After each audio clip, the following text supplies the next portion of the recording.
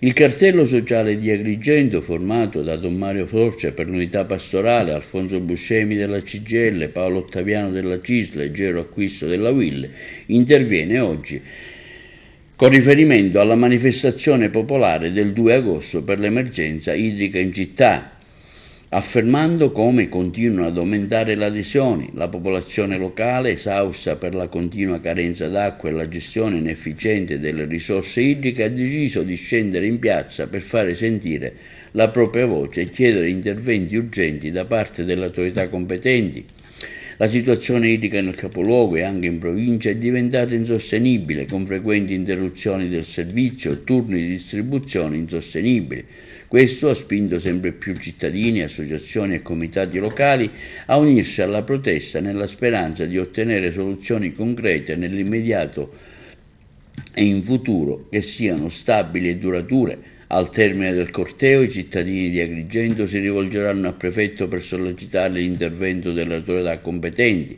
La crescente crisi, caratterizzata da frequenti interruzioni del servizio idrico e dalla scarsa quantità dell'acqua disponibile, ha spinto la popolazione a chiedere un'azione immediata e concreta. La richiesta di intervento al prefetto, continua il cartello sociale, mira a coinvolgere le istituzioni regionali e nazionali, sperando in una rapida risoluzione della situazione critica che sta mettendo a dura prova tutta la comunità. Di contro, i ritardi nella formazione della giunta comunale di Agrigento stanno suscitando forte preoccupazione, soprattutto in relazione all'emergenza idrica.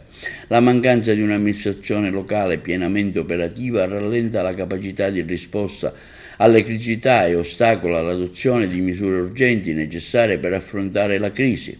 I cittadini e le associazioni locali temono che l'inerzia amministrativa possa aggravare ulteriormente la situazione, rendendo ancora più difficile garantire un approvvigionamento idrico adeguato e costante. Suscita pertanto perplessità e sgomento l'isolato e incomprensibile attacco alla Chiesa, che non fa altro che muoversi alla luce della dottrina sociale.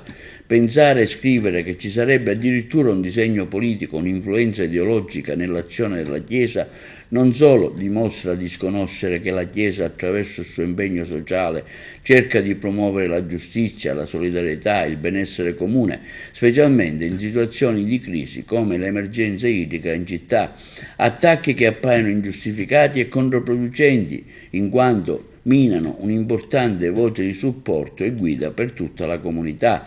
La dottrina sociale della Chiesa mira a migliorare le condizioni di vita dei cittadini e ostacolare questo impegno può solo che peggiorare le difficoltà che la popolazione sta affrontando.